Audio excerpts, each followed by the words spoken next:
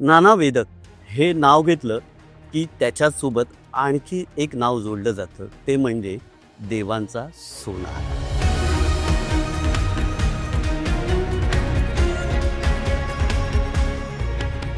शरद पवार मुख्यमंत्री होती, त्यांना तो सोन्याचा मुकुट अर्पण करायचा होता, पण कोणाचे मुकुट बसत नव्हते. आणि काय बाप्पाची कृपा की आपलाच मुकुट तिथे परफेक्ट बसला. बाकींचे बापाने तो घडवून घेतला. तो आशीर्वाद दिलाच तो गड.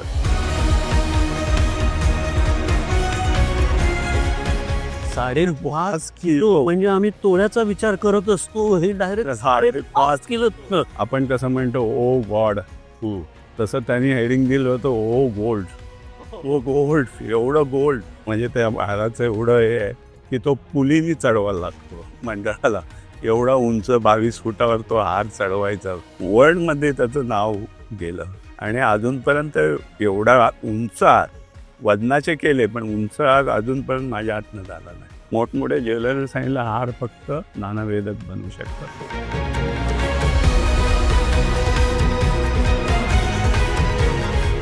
बाळासाहेब ठाकरेंचे मी बाजूला पायाजवळ बसू शकत होतो, लता दीदींजवळ बसू शकत होतो. एवढ्या मोठ्या माणसांचं त्यांचे आशीर्वाद मिळाले. विसर्जनच्या दिवशी तो हार घेऊन असं मुंबईचा राजा फिरतो ना, तेव्हा तुम्ही विश्वास नाही बसत. कित्येक वर्ष तुम्ही पुन्हा एकदा मागे जातं. पण विसर्जनचे त्यांची विसर्जन मिरवणूक पण भव्य असतं, शिस्तबद्ध असतं. तर या टायमाला नवीन वैशिष्ट्य म्हणजे लालबागच्या मातेचा नवीन मुकुट तुम्हाला बघायला मिळणार आहे. हे देवपण घडवणारे हात आहेत, तर मला एकदा या हातांना स्पर्श करायचा आहे. अरे बाप रे.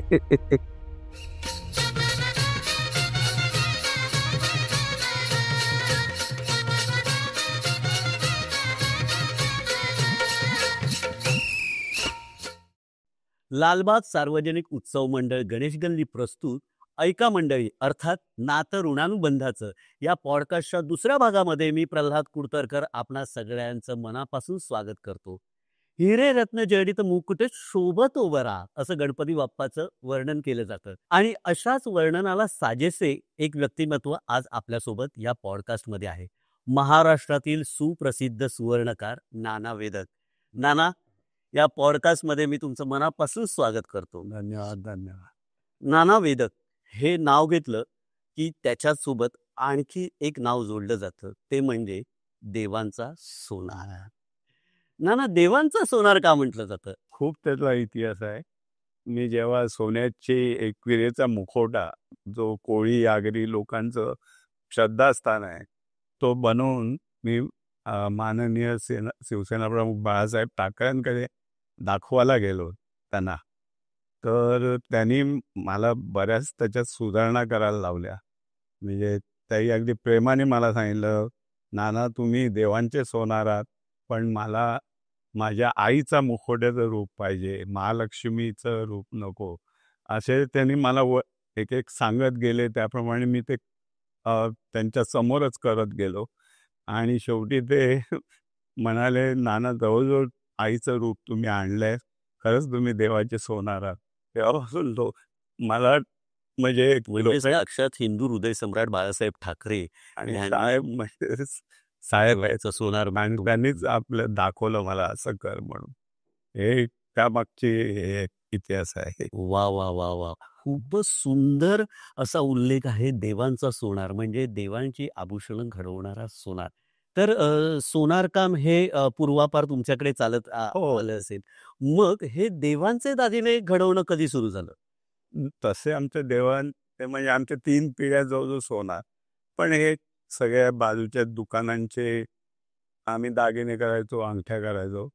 पण त्याला पण एक योग आला. 1994 साली सिद्धिविनायक मंदिर प्रसिद्ध प्रभादेवीचं हे नवीन मंदिर बांधलं गेलं आणि त्या गणपती बाप्पावर तिथे तेव्हा सोन्याचा मुकुट नव्हता, कारण ते बसायचेच नाही, चांदीचेच मुकुट होते.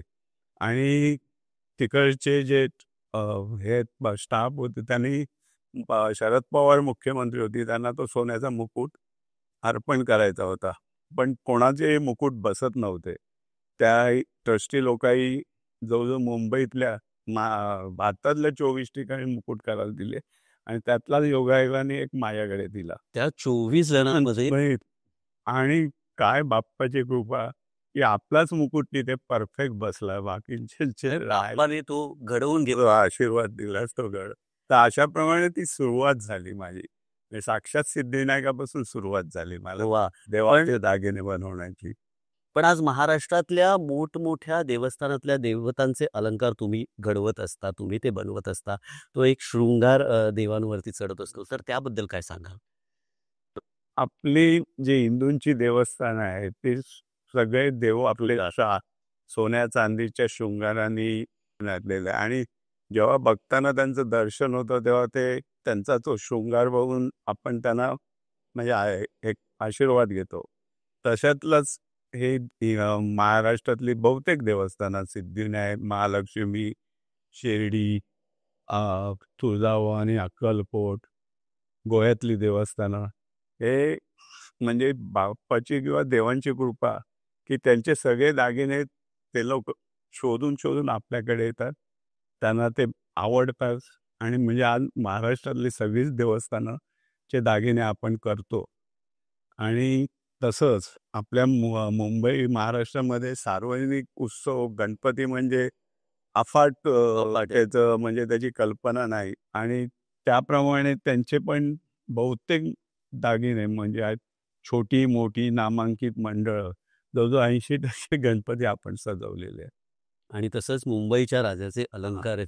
तो मुंबईचा राजा तर घडवता. खूपच वेगळं आहे. म्हणजे मी इतर मंडळांचे दागिने करत होतो तेच मंडळ माझं नाव ऐकून मुंबईच्या राजाच्या मंडळाने मला बोलवलं. किती साली हा ऋणानुबंध? 2011ला जेव्हा वेलिंग साहेबांची हीच मूर्ती 22 फुटी मूर्ती आणि कमळावर बसलेली प्रसिद्ध 1977 त्या मूर्तीवर 22 फुटी मूर्तीवर जवळजवळ 12 फूट उंच सोन्याची कंठी एवढं करण्याचं ते मला झालं आणि खूप मोठं आव्हानात्मक आहे. प्युअर सोनं आहे, नरम आहे, एवढा ते खेचत ताण घेणारं हे नाही.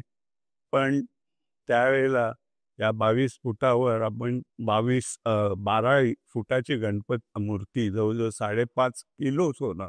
5.5 किलो म्हणजे आम्ही तोळ्याचा विचार करत असतो, हे डायरेक्ट 5.5 किलो सोनं. हे सुद्धा मंडळाने सगळ्या भक्तांनी दिलेलं सोनं त्याही माझ्याकडे दिलं आणि बाप्पाने तो हार करून म्हणजे घेतला. बाप्पा जेवढं देतो त्या तुलनेत बाप्पासाठी आपण जेवढं करतो ते काय एवढंच मंडळाने त्या सोन्याचं चांगलं हे करून मोठा हार बनवला.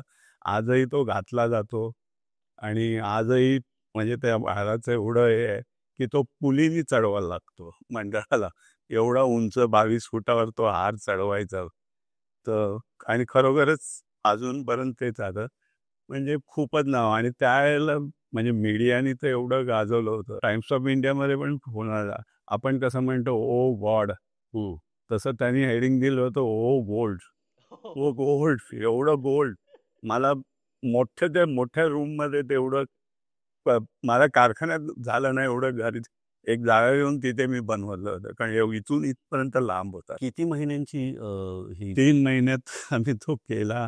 3 महिने 3 महिन्यामध्ये त्याही मला केलं होतं आणि सगळ्यांनाच म्हणजे मंडळाला तर आवडलंच पण अख्ख्या जेवढे लोकांनी दर्शन घेतलं तर असं हे सगळं आपल्याकडनं होते. तुम्ही कलाकृती ती घडवलीच, पण मंडळानं कौतुक केलं, भक्तांना आवडलं. पण हा अलंकार जेव्हा 22 फुटी बाप्पाच्या गळ्यात जेव्हा झाकला गेला, तेव्हा तुमच्या भावना काय होत्या काका?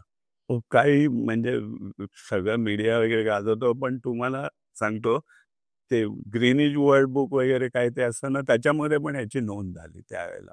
म्हणजे वर्ल्डमध्ये त्याचं नाव गेलं तिथे त्या हाराचं आणि अजूनपर्यंत एवढा उंच हार वजनाचे केले पण उंच हार अजूनपर्यंत माझ्या हातनं झाला नाही. तो एकच झाला. मुंबईच्या राजाने ती संधी दिली आणि त्या संधीचं तुम्ही खरं सोन्याचं सोनं केलंच. ते गणपती बाप्पानी केलं. हो. कधीच नाही मला. पण आजही सगळी मंडळं फिरतात. आता पण गणपतीला भरपूर म्हणजे रात्रंदिवस आम्ही काम करत असतो आणि 12ही महिने सगळी देवळं करत घेत असतं, सगळी त्यांची कृपा आहे साहेब. खरंच खूप कौतुकास्पद आहे आणि सगळंच भारावून ठेवणार आहे हा सगळा मला काय वाटत, पण या कामामुळे म्हणजे केवढे तरी मी बाळासाहेब ठाकरेंचे मी बाजूला पायाजवळ बसू शकत होतो, लता दीदींजवळ बसू शकत होतो. एवढ्या मोठ्या माणसांचं मला त्यांचे आशीर्वाद मिळाले. खूप खूप सारे, म्हणजे नावं सांगून तेवढी कमी आहे. आणि ओळख झालेली आहे सगळ्यांची, आणि तसेच तुमच्यासारख्या लोकांची. खूप छान.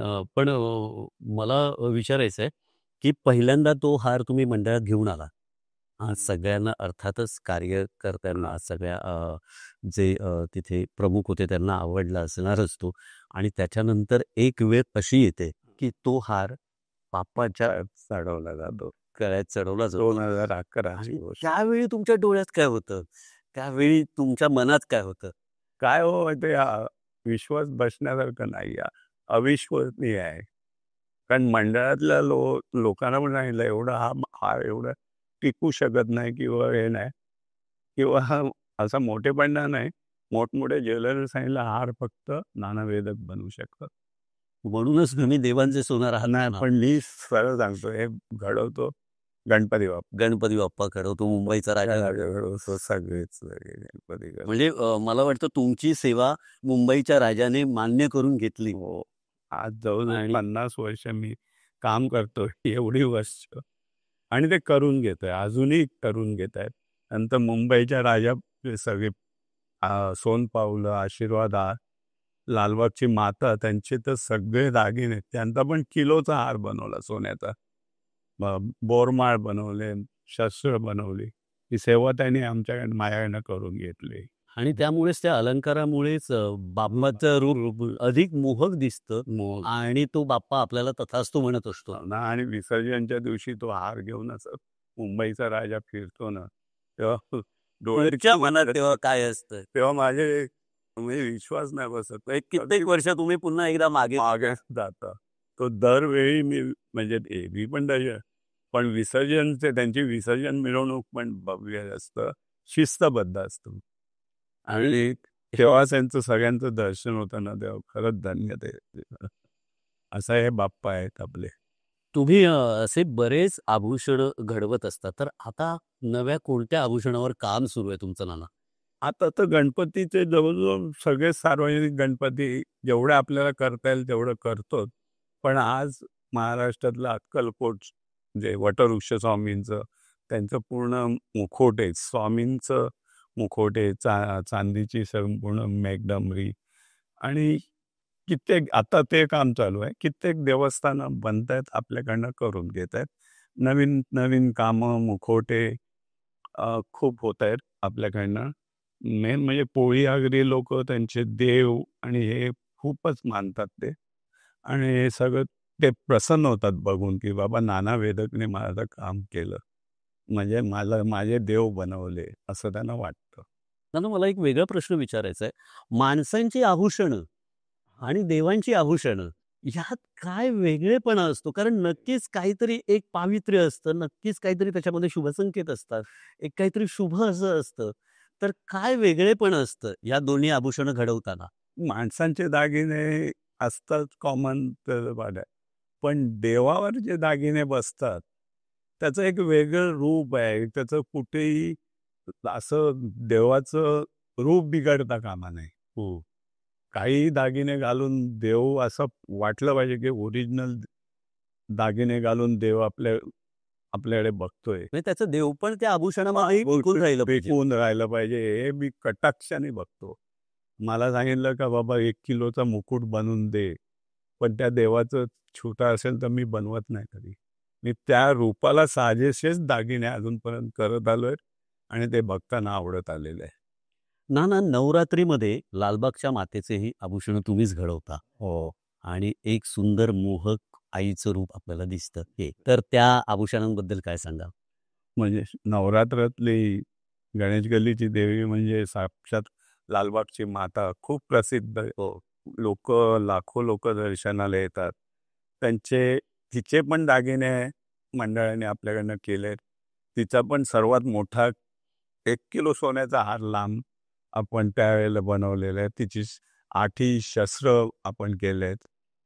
तिची मोठी सोन्याचे मोठमोठ्या मण्यांची बोरमाळ वगैरे केले. मंडळांनी करून घेतल्यात जे भक्तांच्याकडनं आलेले.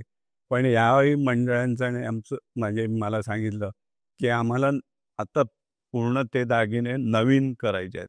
तर या टायमाला नवीन वैशिष्ट्य म्हणजे लालबागच्या मातेचा नवीन मुकुट तुम्हाला बघायला मिळणार आहे आणि त्याची पावलं आणि त्यांची शस्त्र हे नवीन रूपात मंडळ आता आपल्याकडनं करून घेत आहे. मला वाटतं नाना हे ऋणानुबंध आहेत मंडळाचे आणि तुमचे, की मुळे हे सगळं नवीन-नवीन घडतंय आणि मला वाटतं हा ऋणानुबंध असाच टिकून राहावा.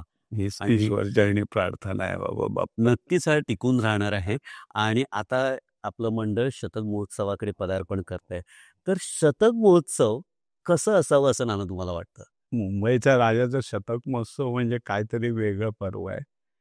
या मंडळाचं सामाजिक कार्य तर प्रचंड आहे. मी बघतो थोडं मंडळाच्या त्यांचं रक्तदान शिबिर असून दे किंवा मोतीबिंदूंच्या ऑपरेशन हजारो लोकांचे हे करतात. हे तर त्यांचं कामच आहे. पण भव्यता हा पण त्यांचा एक मंडळाचा केंद्रबिंदू आहे. ते मोठमोठी देवळं लोकांना बघताना ते म्हणजे बहुतेक मला असं वाटतं की ती भव्यता किंवा देवळाचं हे बहुतेक मंडळांनीच पहिलं चालू केलेलं तर आहे. मला वाटतं हे मंडळ स्पर्धेसाठी नाही तर सेवेसाठी आहे. नाही, सेवेसाठी अजिबात स्पर्धा हो. कधी जाणवतच नाही आम्हाला. कधी नाही. जे करायचं प्रामाणिक आणि अ, भक्तांना आवडेल असं. हे त्याचं खास वैशिष्ट्य आहे. आणि या शतक महोत्सवासाठी सुद्धा माझ्या परीने जेवढं करता येईल तेवढं करेल. पण त्यांना खूप खूप शुभेच्छा.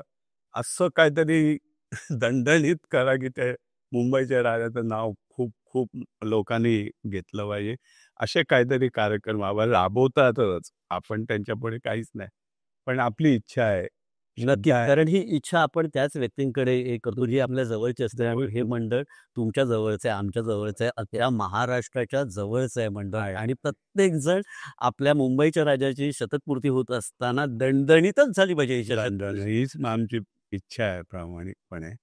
आणि प्रत्येकजण मुंबईच्या राजाची शतकपूर्ती होत असताना दणदणीतच झाली पाहिजे अशी इच्छा व्यक्त करतो आणि ती नक्कीच होणार आहे. कारण तुम्हा सगळ्यांचे आशीर्वाद या नवीन कार्यकर्त्यांसोबत आहेत, नवीन सदस्यांसोबत आहेत आणि अर्थातच मुंबईच्या राजाचेही आशीर्वाद आहेत.